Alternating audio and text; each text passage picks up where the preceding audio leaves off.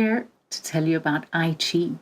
Aichi was created in the mid-1980s by a Japanese man called Jun Kono.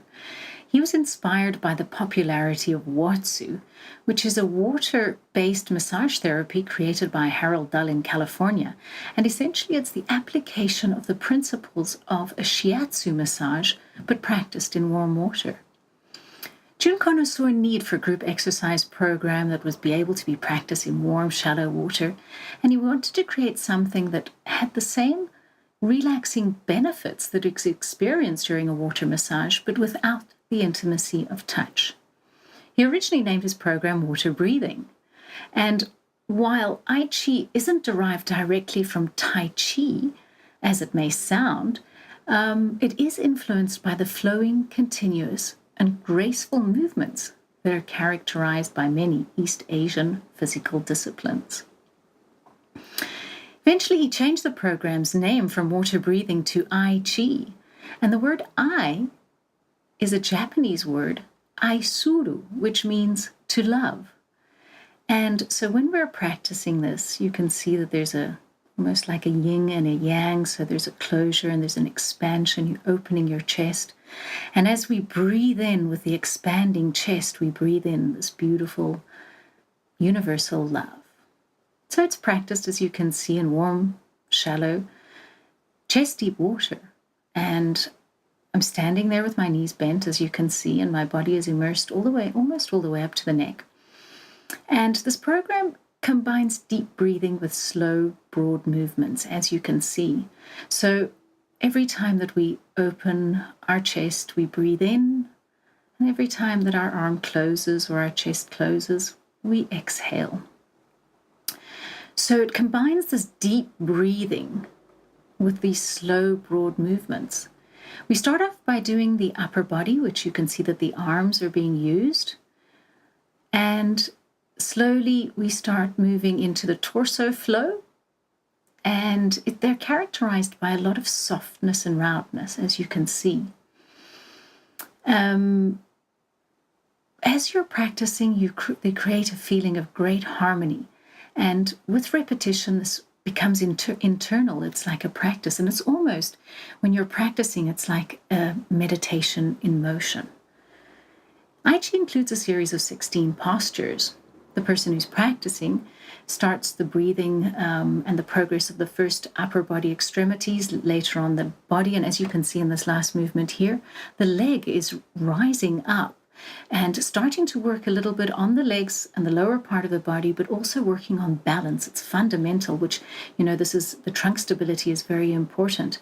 Then later on, we move into stretching and moving the lower extremity. So as you can see, the foot slightly rises up. It's important to get the balance. And actually, as you exhale, the body lowers again. So you're using the breath. As you take a deep breath, the body rises. And as you exhale, you might be able to notice it sort of goes down. And the work is, you can see there's total body movement coordination here. And there's three most important aspects of Aichi. One of them is obviously here the importance of breath and the autonomic nervous system.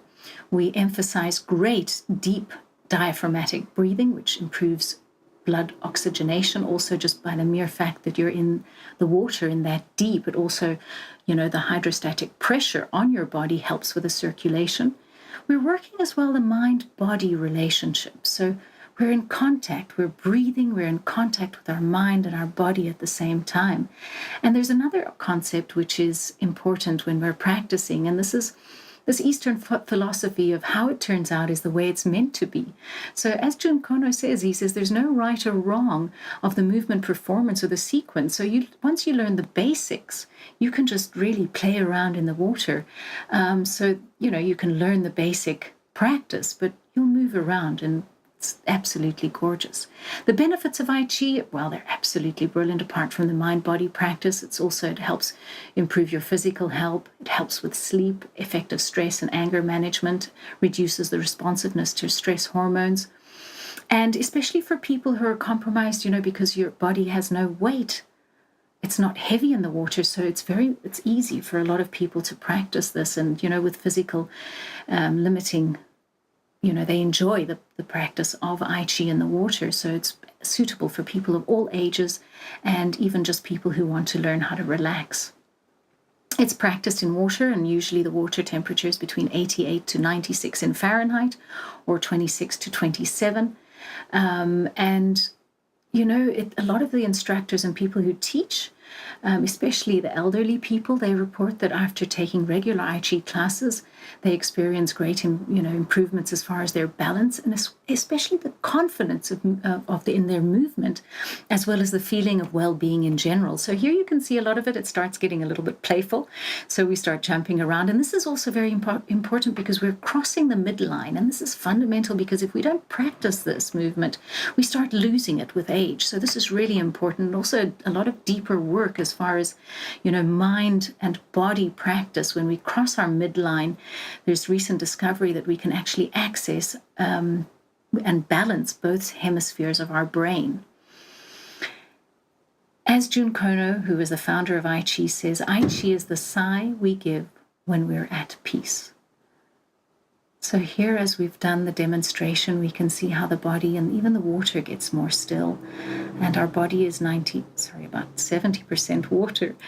And the stillness that is created after practicing is absolutely spectacular. And if you notice, you'll see as the exhalation, the body sinks into the water. Look how deep the water level is going up to my neck. And then the deep breath comes in and the body starts to raise. And as you sink into the water, you feel the support of the water, and it's absolutely beautiful.